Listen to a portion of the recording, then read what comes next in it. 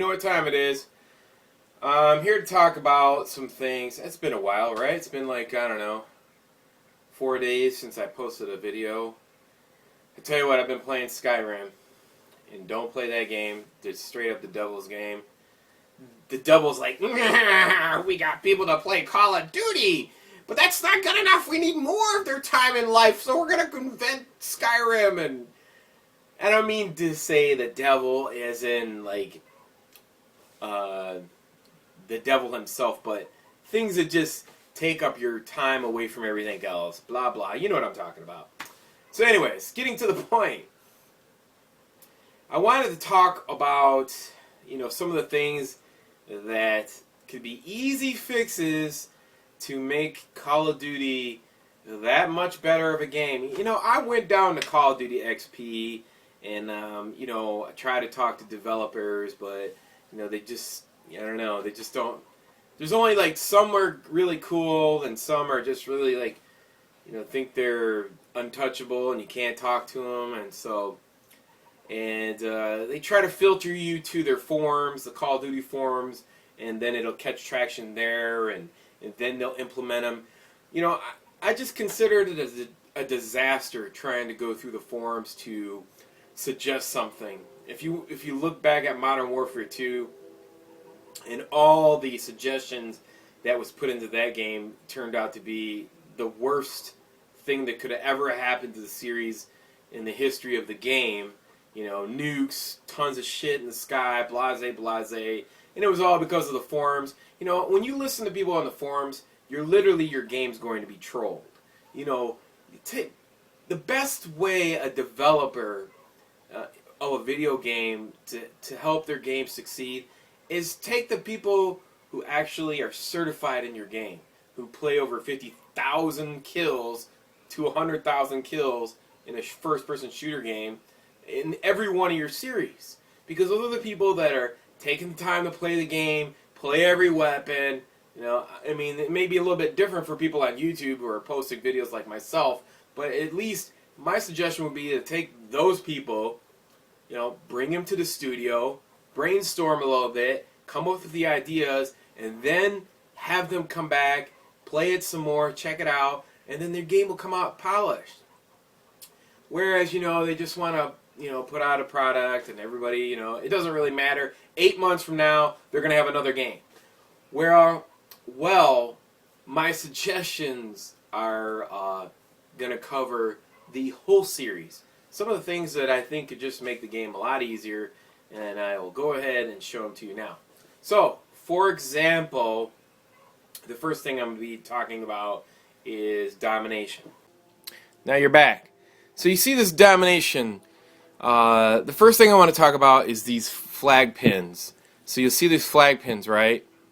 You'll notice that the flag pins, when you want to capture a spot or go to a point, you'll notice that, look how much space these capture icons take up in the screen. Now, I play on a 52-inch television. Now, the majority of the people who play this game, are in between. The ages vary. This game sells to everybody. But in the position that I am in, I'm speaking from people who own a home, who have a family, who have big televisions. This is for those particular folks. This could go for anybody, really, this is what I'm talking about. But I'll get into the rest of it because, you can see the side of the screen and you can notice that there's a lot of space there. And then I'll get to the rest of the stuff what I'm talking about. But mainly I'm focusing on these icons. Now you look at these icons. Look how much space the A, B, and C capture icon takes. I don't need those icons.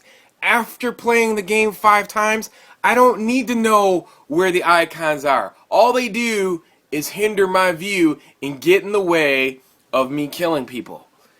I know where A, B, and C is after playing the game 5 times. So my suggestion is that there should be veteran options for people who play the game every single series, who knows the game. And these are the things that won't change. So like A, B, and C, take those icons and move them under here in your little square mini map. Now, in advanced options, the only reason you're going to move them there is because you need to know if A, B, and C is captured or not captured. You could just put them right here. I mean, they put that stupid northwest south. Who the hell ever uses that shit? Nobody. So you could take A, B, and C for veteran options, put an A, B, and C. Now, if they're captured, then I'll know that A, B, or C in advanced or veteran options, advanced veteran options, then I'll know that all I do is look at my mini map and I can tell if they're there, not run around the whole map and see this space taken up wherever I go, and I turn this thing and look, oh, there it is, it's still there, it's not moving, it's not moving. See, it's still there, getting in the way of my gameplay. I don't understand how this has been. I mean, this simple solution I just given you solves the problem.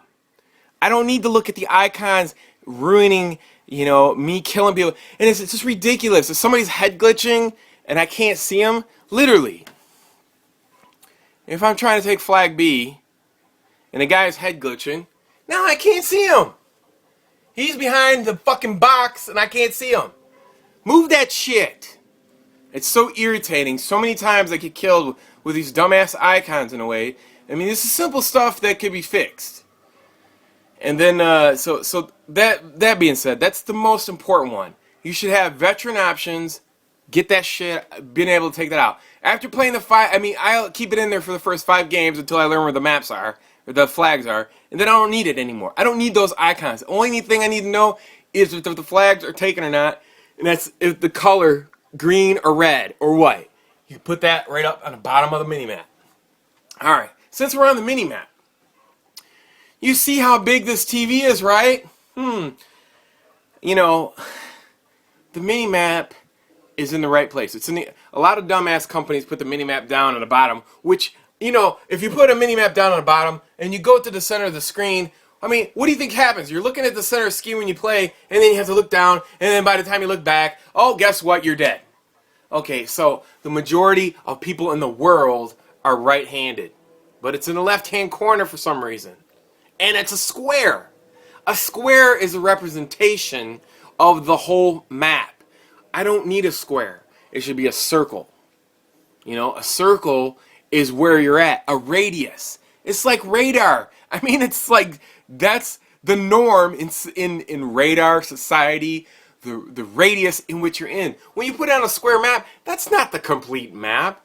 That's not even that's not even a radius of where you're at. Nobody runs around, no radar goes in a square that I know of.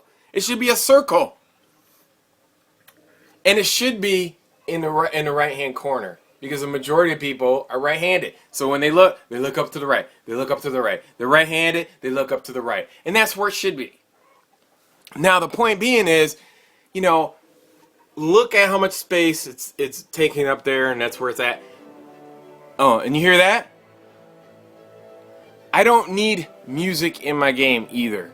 Take that option out. I want an option to delete all the music, to delete all the information. I don't need to know about, what's this and that and the other thing. I need to do a mute on that shit. But before this game ends, and I'll start it back over so you see what I'm talking about, I want to go back to the mini-map. This game's about to end, but I just had to show you that one part. I want to go back to the mini-map and the other stuff that needs to be, this is the stuff that always carries over and needs to be taken care of in the game, which never, ever, for some reason, I don't understand. These are small shit that can be fixed in the game that can make the game so much better, So I'm going to show you that in part 2 of the game, of the video.